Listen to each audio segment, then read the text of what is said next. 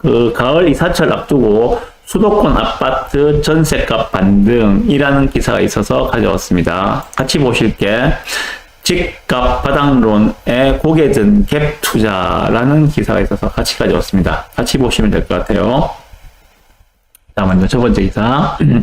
가을 이사철 앞두고 수도권 아파트에서는 전셋값이 반등을 해서 상승으로 전환했다. 이런 이야기입니다. 자, 보시면 이게 지금 서울, 인천, 경기도의 전세 가격 변동률입니다. 전세값이 폭락을 했었죠. 올해 초만 하더라도 1월달, 2월달, 3월달만 하더라도 서울, 인천은 말할 것도 없고 서울, 경기도 전부 다 전세값이 완전 내리 꽂았습니다.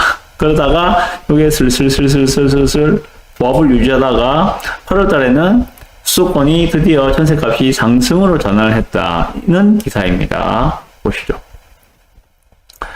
자, 지난달 8월달이죠. 서울과 경기도, 인천 아파트 전세 가격이 상승 전환하며 수도권 전체 전세값이 반등했다. 아, 수도권은 전세값이 반등을 해나가고 있구나. 부산은 어떻습니까? 예, 부산은 아직까지 좀 그렇습니다. 아직까지 지표상으로는 아직까지 그렇습니다. 자, 보시면 8월 수도권 전세 가격은 0.02% 올라서 2020 작년도 5월달 이후에 처음으로 반등을 했다고 합니다. 서울 같은 경우에는 전월 대비 0.07% 올랐고 경기도도 마이너스를 벗어나서 0.01 기록했다. 인천 같은 경우에는 22년도 작년도 내내 떨어졌거든요. 그러다가 겨우 올해 이제 8월달 20개월 만에 상승으로 전환을 했다고 합니다. 전세 가격이. 통상적으로 전세 가격이 떨어지면 매매 가격은 같이 떨어집니다.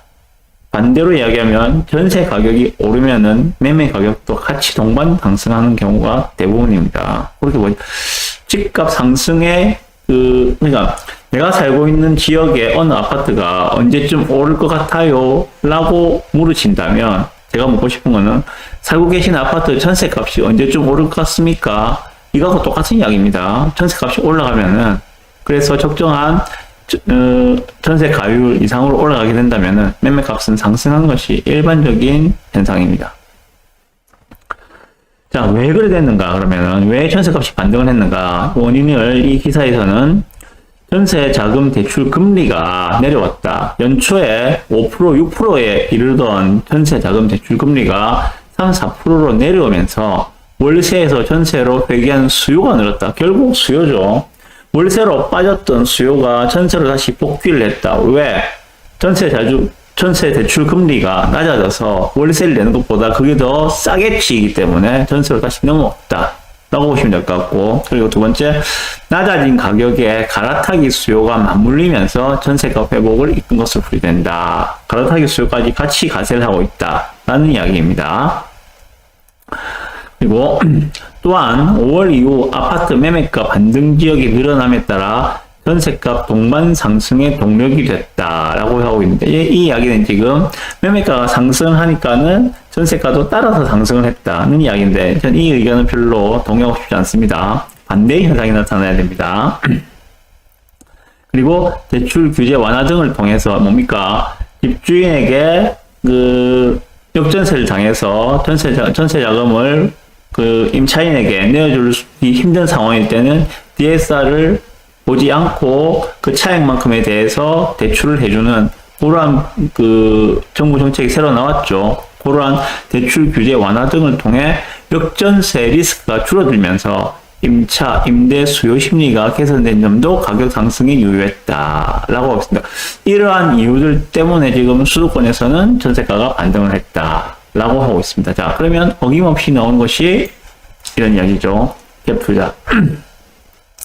갭 투자가 다시 확산하고 있다. 우려했던 역전세 대란이 주춤해지며 매매가와 전세값 차이가 좁혀지고 집값 바닥론이 퍼지자 지금 아니면 늦다는 인식이 다시 고개를 들고 있다. 다만 전문가들은 묻지마 갭 투자는 불안하니까 신중해라 라고 이야기하고 있습니다. 자, 전세값이 올라가게 되면은 이제 매매가와 전세가의 차이가 갭이죠, 그죠?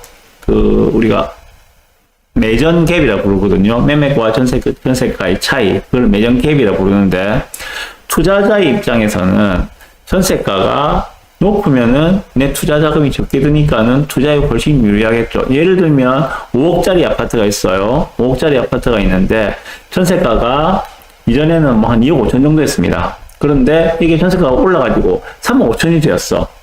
그럼 이전에는 이 집을 살려면 이 집을 투자를 하기 위해서는 전세가 2억 5천일 때는 내 돈이 2억 5천이 필요했는데 전세가가 올라서 3억 5천이 되면은 이제 1억 5천만 있으면은 이 집을 내 명의로 가져올 수가 있는 거죠.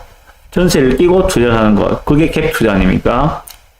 그런 이야기입니다. 지금 전세값이 올라오다 보니까 이제 매정갭이 줄어들어서 투자자들이 들어올 수 있는 환경이 조성되었다 하는 그런 이야기를 하고 싶은 것 같아요. 여기서 지금. 자, 최근 3개월간 전국에서 갭 투자가 가장 많았던 지역은 경기도 화성시라고 합니다. 그런데 그 퍼센테이지가 2.8%밖에 안 돼요. 전체 매매 중에서 47건이 2.8%가 갭 투자로 매매가 됐다고 합니다. 뭐 평택도 있고 수원 영통도 있는데 얼마 안 되죠. 얼마 안 됩니다. 실제로 이 정도는요. 무슨 말인가 하면 아직까지 투자자들이 지금 움직일 수 있는 그러한 시장 여건은 아니다. 가장 큰 게 뭡니까? 취득세 허들입니다.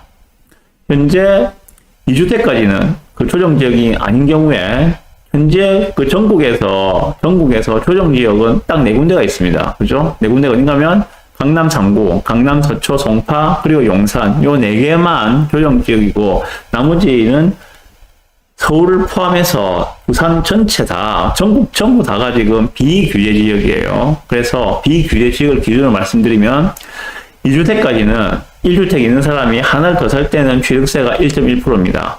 물론 6억이 넘어가면은 1에서 3%까지 금액에 따라 늘어나겠죠. 일단 6억 이하라 기준했을 때 1.1%를 보시면 됩니다. 그런데 2주택이 있는 사람이 주택 하나 더 샀어. 3주택자가 되는 경우에는 취득세가 8%입니다.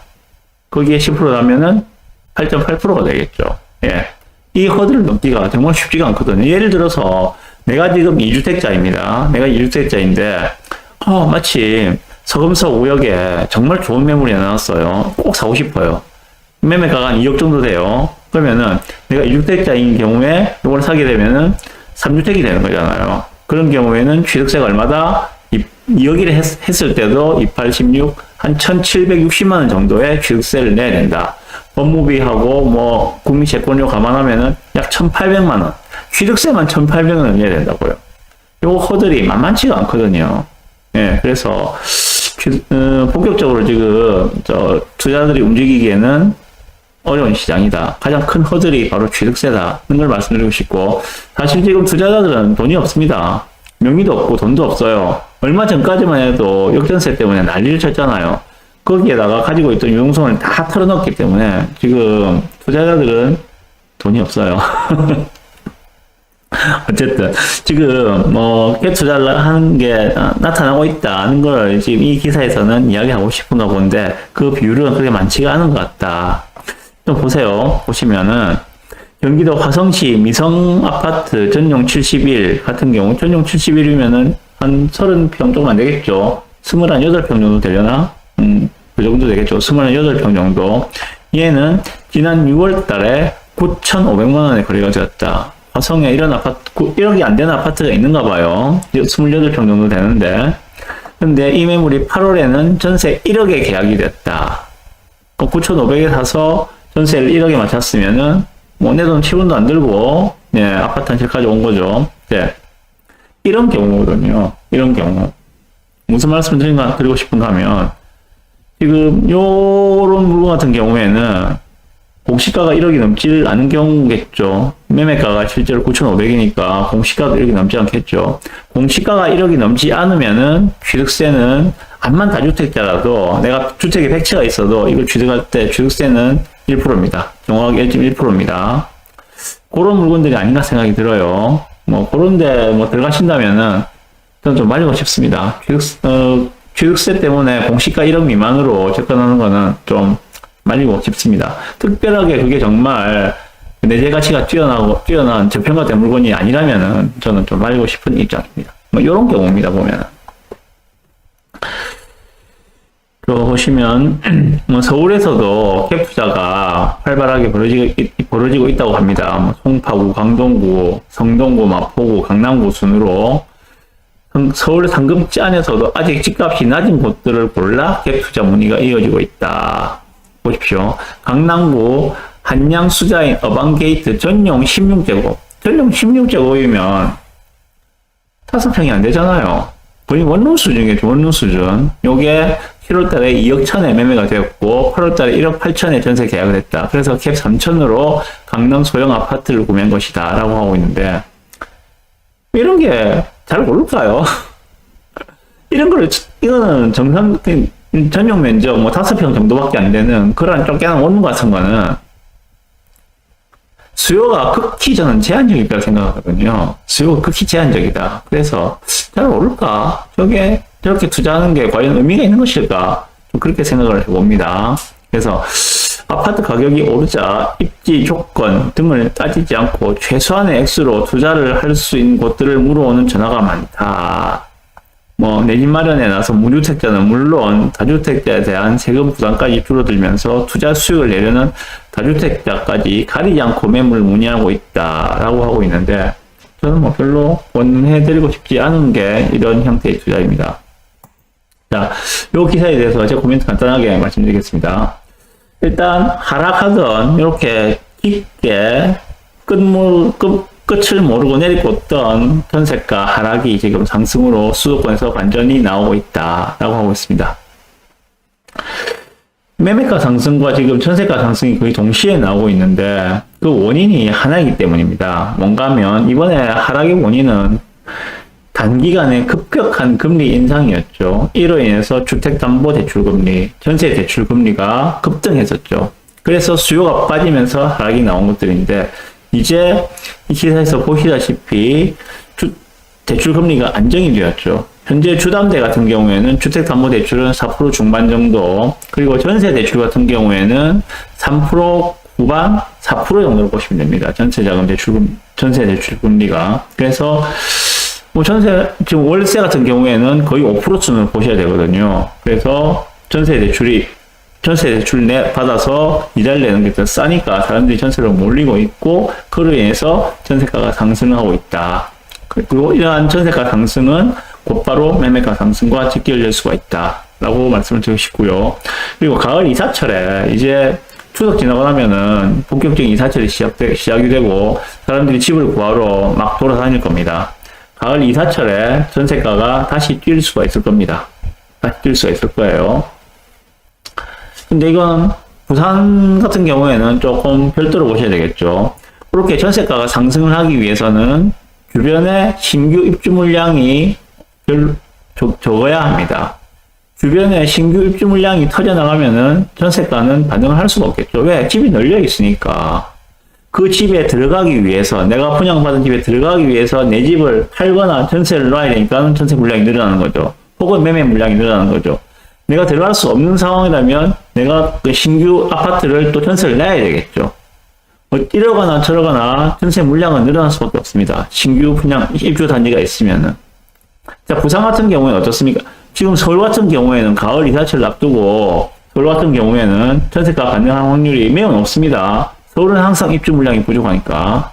부산 같은 경우에는 하반기에만 1만 5천 세대가 입주가 예정되어 있습니다. 하반기에만 1만 5천 세대. 내년도 24년도 부산 전체 입주 물량이 1만 5천 세대인데 23년도 하반기에만 1만 5천 세대 입주가 예정되어 있어요. 집이 넘쳐나죠. 이렇게 집이 넘쳐나는 상황에서 전세가가 반등을 할 수 있을까? 어렵겠죠. 네. 그렇지만 그럼에도 불구하고 하반기에 구별로 그 차별화는 분명히 나타날 수 있을 거라 생각합니다. 입주 물량이 부산 시내 전체에 골고루 퍼져 있는 게 아니고 특정 지역에 몰려 있기 때문입니다. 가장 큰 게 어디입니까? 연제구에 들어오는 레이 카운티. 올해 11월 달이죠. 11월 말부터 들어오는 거. 그리고 12월 달에 있는 백양산 롯데캐슬. 걔는 12월 달 말부터 입주죠. 큰 게 그렇습니다. 그리고 사상 중흥이 S클래스. 얘가 이제 9월 말부터 입주인 거 그렇죠. 크게 지금 단지가 그렇는데 보십시오. 지금 수영구나 해운대 쪽에는 없어요. 대규모 입주 단지가 없습니다. 동래구 같은 경우에는 레이 카운티 입주 물량의 영향을 어느 정도는 받을 수 있을 거라 생각합니다. 어떤 분들은 레이 카운티 입주 물량의 영향을 받지 않는다라고 하는 분도 있는데, 동래구는 그 연제구와 바로 붙어 있기 때문에, 인접한 지역이기 때문에 어느 정도 영향을 저는 받을 수밖에 없을 거라 생각합니다. 네. 그런데 수영구나 해운대구에는 신규 단지 입주가 없어요. 없습니다. 그래서 지역별로 분명히 전세가가 차별화를 보일 수는 있을 것 같다 하는 생각이 듭니다. 해운대구나 수영구에 사시는 분이 신축 단지를 해서 그쪽으로 전세를 갈 확률은 별로 없을 것이다. 그 바운더리 안에서, 해운대나 수영 안에서 전세를 찾을 것이다. 그렇다면은 그런 수요들이 외부로 빠져나가지 않고 안에서 찾게 된다면은 신규 입주 물량 단지가 없기 때문에 전세가가 상승으로 턴 확률이 매우 높다. 그래서 부산 진구나 그 연제구와 다르게 해운대 수영에서는 전세가 상승 흐름이 나올 수가 있을 것 같다는 게 제 생각입니다. 올 가을장에 한번 보시죠. 네, 그리고 그 공시가 1억 미만에 대해서는 앞에서 말씀드렸다시피 별로 뭐 권해드리고 싶지 않습니다. 그리고 지금 같은 경우에는 주택수를 늘리는 게 뭐 그렇게 크게 좋아 보이진 않습니다. 제가 말씀드렸던 올해와 내년에 그 투자 전략으로는 똘똘한 두 채 정도가 어떨까? 아니면 실거주 똘똘한 한 채 플러스 꽤 똘똘한 재개발 재건축 한 채, 이렇게 좀 세팅을 하는 게 좀 현명하지 않을까라고 생각합니다. 뭐, 이 공시가 1억 미만이라고 해서, 뭐, 1억 몇천짜리, 뭐, 이런 거 갖다가 2개, 3개, 4개, 이렇게 무작정 늘리는 것들은 그렇게 좋은 방법은 현재는 좀 아니라는 생각이 듭니다. 좀 많이 기다려야 될 것 같아요. 그렇게 해놓으면은. 중간에 그, 보유세에 대한 부담은 없다고 하지만 사실상 있는 것도 맞거든요. 명의를 구하는 것도 문제고. 좀 그렇습니다. 네!